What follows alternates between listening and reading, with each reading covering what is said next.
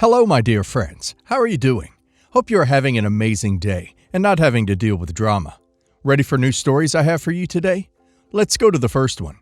And don't forget to listen to the end of the story, guys, to hear my insights. Enjoy the stories, and don't forget to like and subscribe. And of course, don't forget to leave a comment. 5 years ago, I had a great job working in sales for a large, well-respected company. I loved the work, and I was good at it. I had been with the company for 3 years. My numbers were consistently among the best, and my manager was hinting that I was in line for a promotion. I was thrilled. A management position would mean not only a better title, but also a significant raise. I felt like all my hard work was finally paying off. Then Ethan, a new department head, came on board.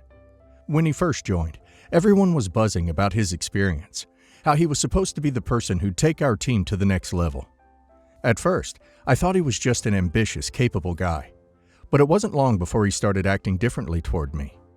He'd make personal comments, complimenting how I looked, making jokes about how we'd make a great team outside of work. At first, I just laughed it off and kept the conversation focused on work. But then he began suggesting that we should get to know each other better and inviting me for drinks after work. I always politely declined, saying I like to keep my personal and professional life separate.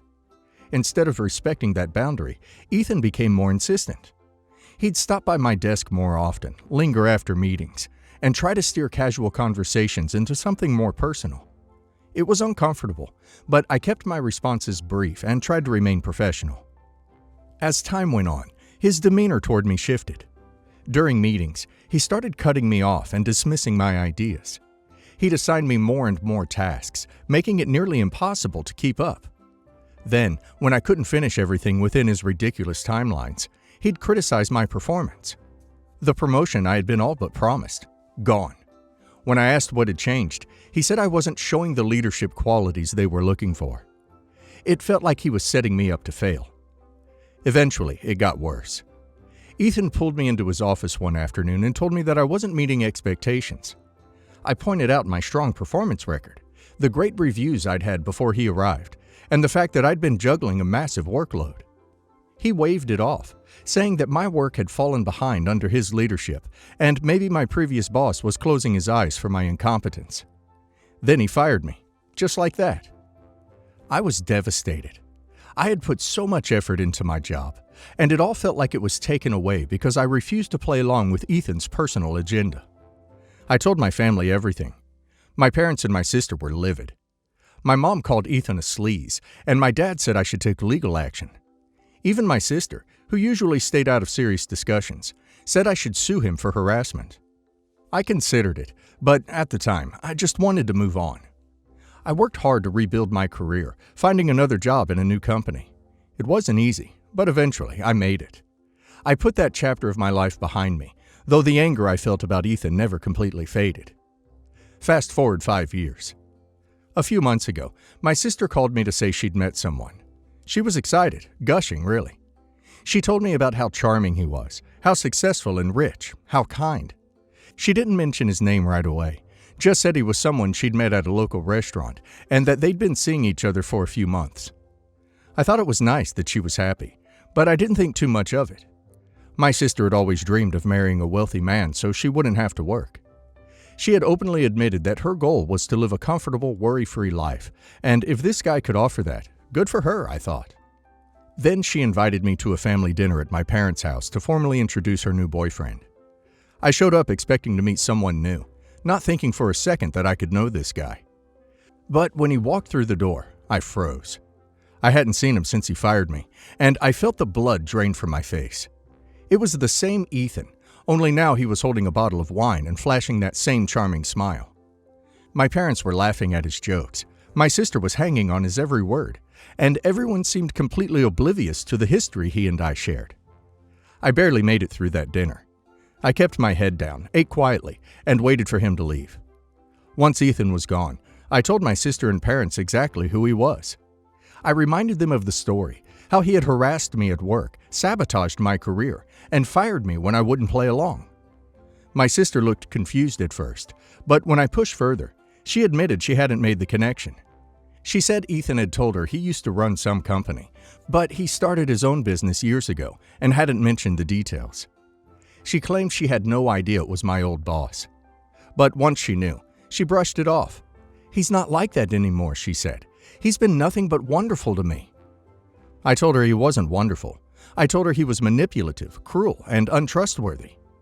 My parents jumped in, telling me that people change, that it had been 5 years, and that I should try to be supportive of my sister's new relationship. My mom said I was stuck in the past, and my dad told me that holding on to anger wasn't healthy. I couldn't believe what I was hearing. These were the same people who had called him an a-hole and encouraged me to take legal action. Now, because he was dating my sister, they wanted me to forgive and forget. I told them I didn't believe people like Ethan can change, and I certainly didn't trust him. Then something happened that cemented my feelings. At another family dinner, I went into the kitchen to grab some water. Ethan followed me. While I was standing at the counter, he walked up behind me and grabbed my butt. I whipped around, furious, and told him never to touch me again. He just smiled, completely unfazed, and walked out as if nothing had happened. I was shaking, but I kept it together until after dinner. Once he left, I told my sister and parents what he had done. I expected them to be furious at him, but instead, they turned on me. My sister accused me of being jealous and lying, saying I was just trying to ruin her happiness. My parents said I must have misunderstood or been exaggerating. It was like they didn't want to hear it, as if confronting the truth would ruin their perfect little picture. When my sister and Ethan announced their engagement a few weeks later, my parents couldn't have been happier. My mom cried, saying she was thrilled to see my sister with such a wonderful man. My dad raised a glass and toasted to their future. I felt sick. I couldn't believe they were embracing the same man who had harassed me, sabotaged my career, and disrespected me at every turn. It didn't matter that it had been 5 years. His actions hadn't been erased just because my sister wanted to marry him. Then my sister asked me to be her maid of honor. I refused. I told her that I couldn't do it, that I wouldn't stand at the wedding and support a marriage to someone like Ethan. She was furious, calling me selfish and bitter. She said I was ruining her big day, that I was making everything about me. My parents backed her up, saying I needed to let go of the past and be there for my sister. When I still refused, they threatened to cut me off entirely. They told me they'd never forgive me if I didn't show up. Now I'm stuck. I don't want to lose my family, but I can't support this marriage. Ethan hasn't changed. He's the same man who used his position of power to hurt me. My parents and sister are acting like his past doesn't matter, like I'm the one causing the problem. I'm not trying to ruin her happiness. I'm trying to protect myself. Am I the a-hole for refusing to be her maid of honor and standing by my decision not to support her marriage to Ethan? OP is not the a-hole here for sure. She has every right to refuse to be her maid of honor, especially given her history with this man. OP's sister and parents are prioritizing her happiness and his wealth over OP's trauma. He clearly hasn't changed if he's still behaving inappropriately toward OP. OP shouldn't have to play a part in this charade just to keep the peace.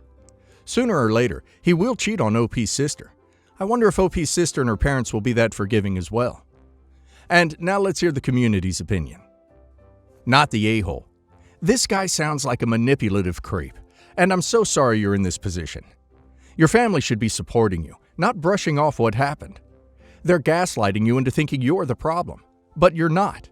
It's not holding a grudge to avoid someone who actively harmed you and continues to disrespect you. Not the a-hole. This man cost you your job, tried to take advantage of you, and clearly still has no respect for boundaries. It's disgusting that your sister and parents are pretending it's all fine just because he's wealthy and treats her well. You're not obligated to forgive him just because they've chosen to ignore his past behavior. Not the a-hole. Your feelings are valid, and you've given them legitimate reasons why you don't want to participate. They can't force you to move on just because it's more convenient for them. Stand firm. Your boundaries matter, and you don't owe anyone your support when they've shown no consideration for your well-being. Update. After much back and forth and a lot of pressure from my family, I decided not to cause more drama. I didn't want to destroy the already strained relationship with my sister and parents, so I begrudgingly agreed to attend the wedding as a guest.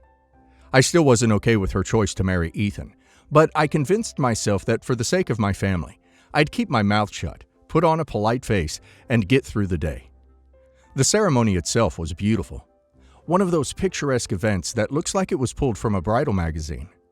I kept to myself, avoided Ethan as much as possible, and tried to focus on mingling with relatives I hadn't seen in ages. I thought maybe if I just stayed in the background, I could avoid any awkward confrontations and get through the evening without issue. But things went sideways during the reception.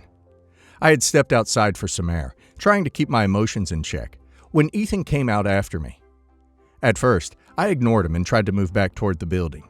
He grabbed my arm and started talking in that charming, overly familiar tone that I knew all too well.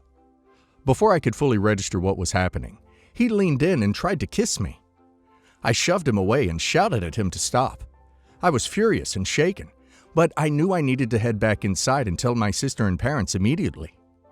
When I went back into the reception, my sister was nearby, so I pulled her aside and told her exactly what had just happened. I thought she would be furious at Ethan, that she'd realize he was the same predator I'd tried to warn her about. But instead, she turned on me. She accused me of trying to seduce her new husband on her wedding day. I couldn't believe it. I was shocked, angry, and honestly heartbroken. My parents quickly got involved, but instead of supporting me, they sided with my sister. They said it was her big day, that I was causing unnecessary drama, and that I needed to leave immediately. I couldn't believe what I was hearing. I had just been assaulted by the man they had all told me to forgive and accept, and they were blaming me. It was surreal and devastating. I left the wedding in tears, completely humiliated and furious at how my family had treated me. It was clear that no matter what Ethan did, they would find a way to excuse his behavior and blame me. I haven't spoken to any of them since that night. So, last year, my uncle died and left a decent-sized amount of money for my sister and me. We're both working, and I'm doing okay, but I wouldn't consider myself rich. My sister is in the same boat. The money I got really helped me, and since there was enough surplus of it left, I invested it and got a decent amount of return already. My sister, on the other hand, is a super activist and donated a crap ton of it to political campaigns and random nonprofits. Now that money has caught up with her, and she wants more money. Would I be the a-hole if I didn't give her a lot of money? I'm okay to give her a few $100, but she's expecting a lot more, and is saying that because she donated it, she doesn't waste it, and that the money I made from stocks is just extra money that I don't deserve. She's playing the moral high ground like it was our duty to give money to XYZ charity because we didn't need it, and she did my part for me. Edit. I should clarify we're both good with money and make decent livings. We didn't need this inheritance to get by or anything. She gave away more money than she was comfortable with because she knew I wasn't giving any away, so she did it to cover for me too. I guess her logic was do it and then ask for forgiveness and reimbursement. She also says making money from stocks is stealing from people, and that since she donated money, she is morally more clear to have that money than I am. Edit 2. She says investment in the stock market encourages capitalism and big corporations screwing over poorer people. That's why it's stolen. Also, to clarify, I do like the aims of some of the charities she donated to, but I don't feel like I was obligated to give. It's really just her political donations I highly disliked. I just feel like she's trying to virtue signal to me, but maybe she's right. I also do believe that she actually gave what she said she did. She's not a liar, and it does fall within her moral compass. Not the a-hole. You each inherited a certain amount, and now hers is gone. If you give her any more, she'll constantly come back for more. You owe her nothing. Not the a-hole. She has this backwards. She wasted her money, and you did something smart with yours.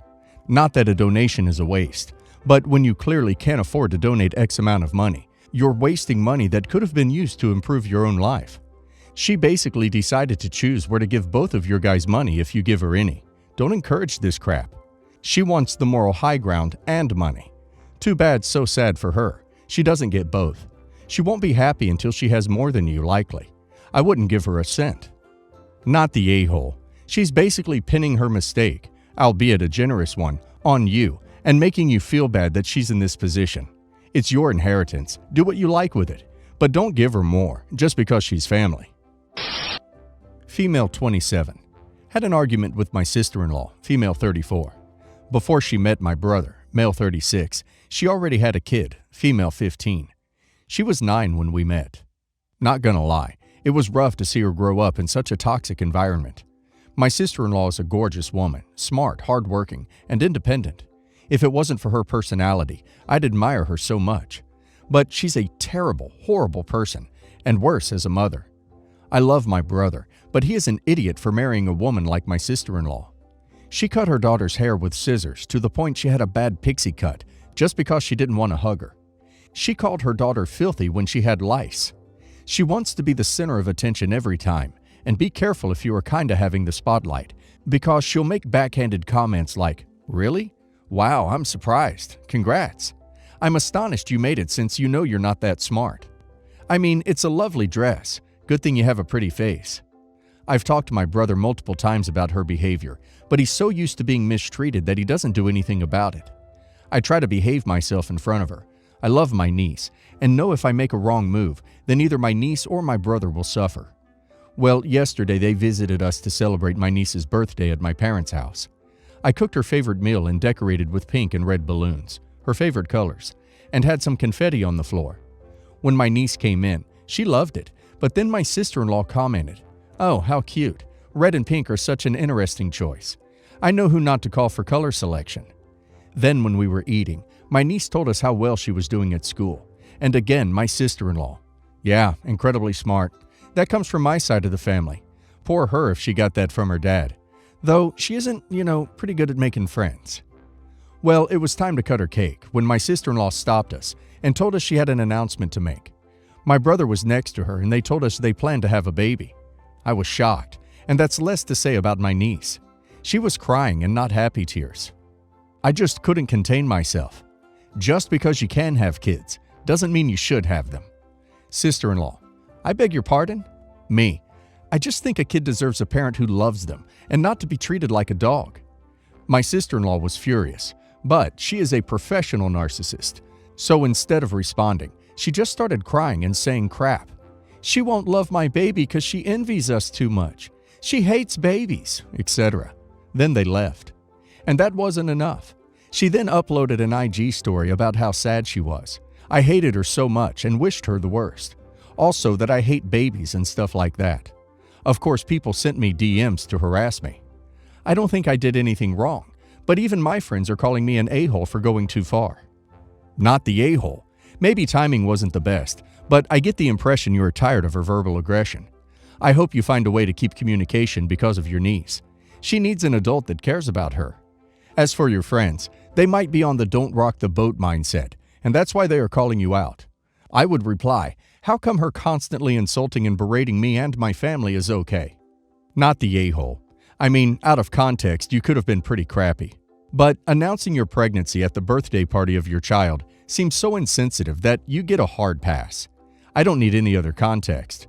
Way to make her daughter feel unimportant. Not the a-hole.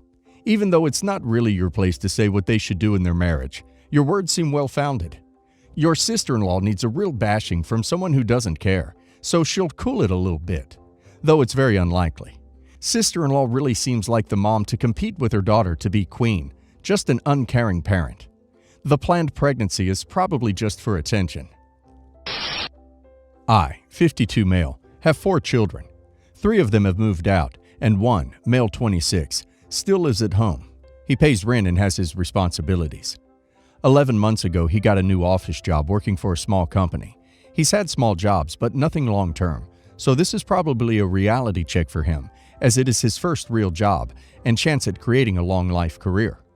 For about 4 months now, he's been complaining to us about the long hours, especially when he's asked to work extra when he doesn't get paid for it, and is doing things that wasn't in his job description, so he's being underpaid for it. And I think he is also being pushed around and manipulated by an older coworker, Tom, who is using his lack of experience to his advantage.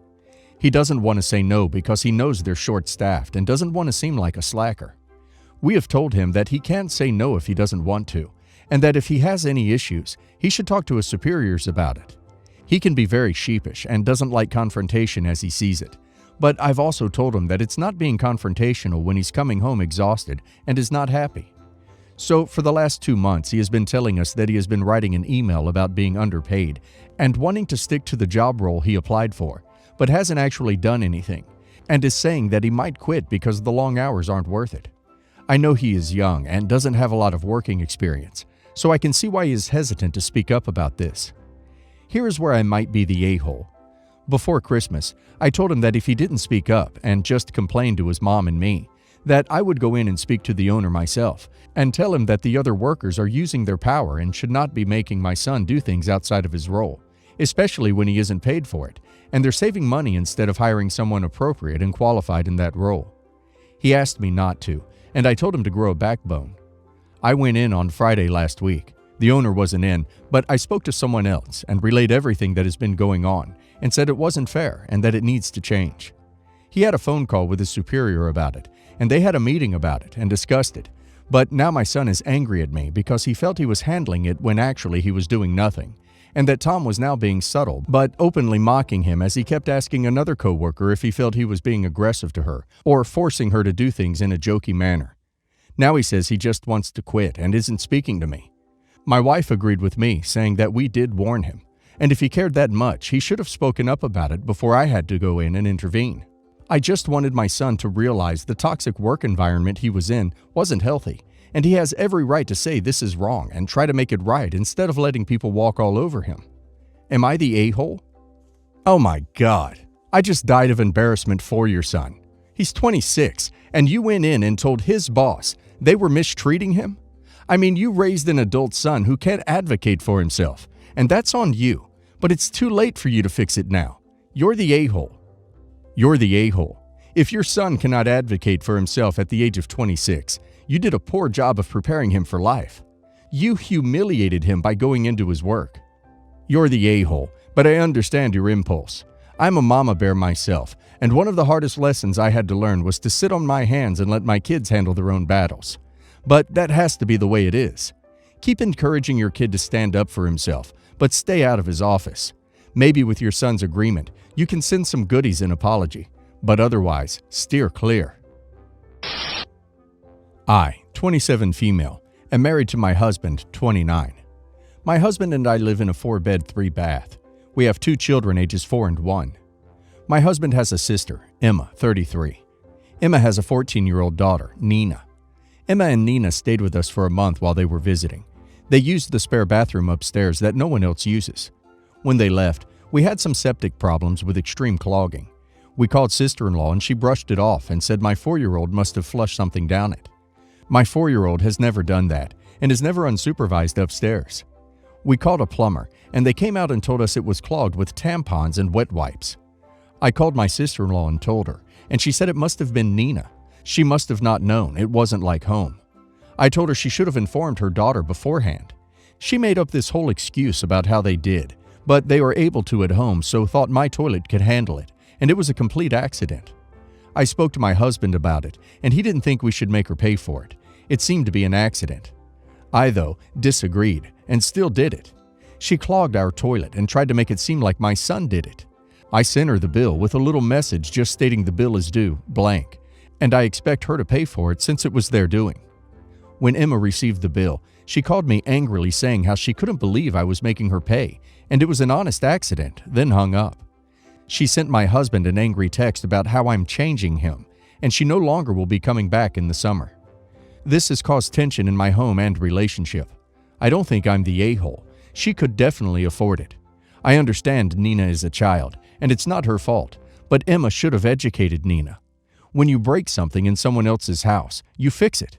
I feel bad though because my husband only does see Emma a few times out of the year. Not the a-hole. Not flushing tampons and wet wipes is basic knowledge, as they don't dissolve. Your sister should have taught Nina that. Not the a-hole. Tampons and wet wipes shouldn't be flushed down the toilet. End of.